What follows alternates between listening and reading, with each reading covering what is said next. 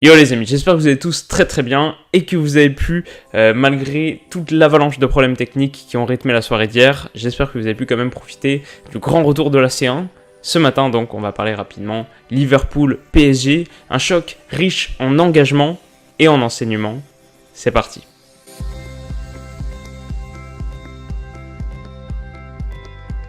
Alors première chose à dire, c'est que si on devait personnifier la physionomie de la rencontre, elle serait incontestablement bourrue, énergique, musculaire. En fait, elle serait à l'image de celui qui en fut hier la star, elle serait James Milner.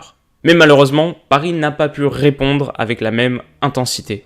Particulièrement au cœur du rectangle, où l'entrejeu des Reds a totalement écrasé un milieu parisien assez frêle. C'est pourtant quelque chose qu'on identifiait assez facilement comme une des clés du match, surtout quand on a vu les 11, avec cette ligne de 3, Rabiot, Marquinhos, Di Maria, dont on ne dirait pas qu'elle est très combative, c'est pas vraiment le mot qu'on emploierait, et il n'y a pas eu de surprise. Alors on parle souvent, et peut-être trop, de la fameuse bataille du milieu de terrain, mais en l'occurrence, dans une configuration qui opposait 2-4-3-3, avec des deux côtés des lignes d'attaque qui décrochent assez peu, et qui restaient positionnées très haut pour faire mal là où ça fait mal, et bah cette bataille était plus cruciale que jamais. C'est une bataille que Paris a perdue, et qui est pour moi le facteur explicatif premier de cette défaite. Mais malheureusement, c'est pas le seul, et si le PSG a souvent été sans réponse dans l'axe, et bah les côtés aussi ont été désertés, symbole d'une prestation très décevante dans son ensemble. Sur le flanc gauche en particulier, Neymar, en refusant de défendre, a mis vraiment beaucoup de pression sur son coéquipier Bernat, qui a lui souffert face aux combinaisons de Salah et surtout d'Alexander-Arnold. Et de l'autre côté, Mbappé a eu un mal fou à exister face à Andy Robertson, toujours bien placé et qui en plus s'est fendu d'une passe décisive en première mi-temps pour Sturridge.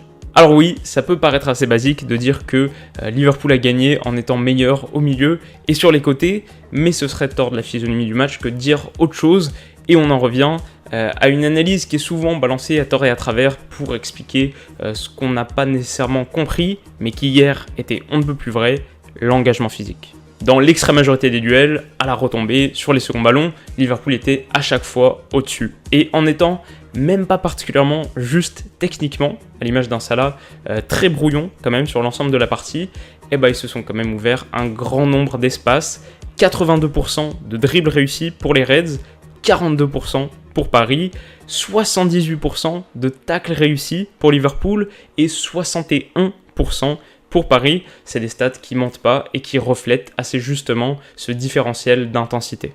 Et pourtant, il y a quand même de quoi se rassurer pour les Parisiens, parce qu'en livrant une prestation aussi tiède et en se procurant aussi peu de situations, et bah Paris a quand même réussi à marquer 2 buts à l'extérieur contre une des équipes qui fait clairement partie des prétendants à la victoire finale, et tout ça sans jamais sembler extrêmement dangereux. Alors quand je vois Rabiot dire en zone mixte, il y a beaucoup de positifs, on a fait une très bonne période, bah j'irai quand même pas jusque là. Et je dirais même que c'est assez inquiétant d'avoir aussi peu de lucidité sur son match, mais disons que dans le malheur de cette défaite, on se dit quand même que Paris peut marquer à tout moment sur un quart d'occasion, et que si le groupe prend forme et monte en puissance sur le reste de la compétition, ça peut quand même faire très mal. On passe à mon top flop, et le MVP de cette rencontre est incontestablement Alexander-Arnold, qui en a fait voir de toutes les couleurs à Bernat, très dangereux et solide aussi dans le repli. Ensuite Milner, buteur sur penalty, mais surtout tentaculaire en phase défensive. À 32 ans, il retrouve une seconde jeunesse et a une débauche d'énergie fantastique.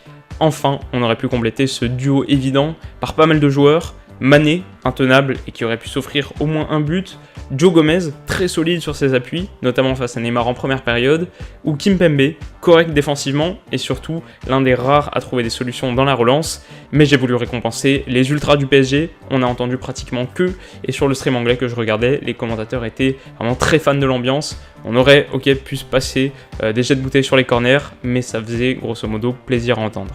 Niveau flop ensuite, j'ai distingué d'abord Salah. Même dans un mauvais jour, il crée et représente un grand danger, mais il a eu beaucoup trop d'échecs pour concrétiser, et sa passe catastrophique en fin de match permet l'égalisation du PSG. Ensuite Bernat, qui concède un penalty, et abandonné par Neymar, c'est vrai, mais a eu beaucoup de mal à défendre son côté, sans apporter énormément offensivement non plus.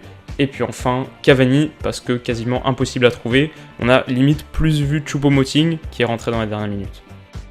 Voilà les amis, c'est la fin de cette analyse. Alors qu'est-ce que vous avez pensé de ce match? Est-ce que le score est plutôt logique selon vous? Et si vous deviez choisir d'emblée, même si on aura le temps de revoir ses pronos, mais si vous deviez choisir là tout de suite un favori pour la victoire finale en Ligue des Champions, qui est-ce que ce serait? Faites-moi savoir tout ça dans les commentaires. Pour être aussi enthousiasmante que le retour des Coupes d'Europe, l'analyse quotidienne a besoin de votre soutien. Alors si cette vidéo vous a plu, n'hésitez pas à mettre un gros like, et pour ne pas rater celle de demain, vous pouvez comme d'habitude vous abonner à la chaîne, c'est gratuit et c'est de loin la meilleure manière de m'encourager.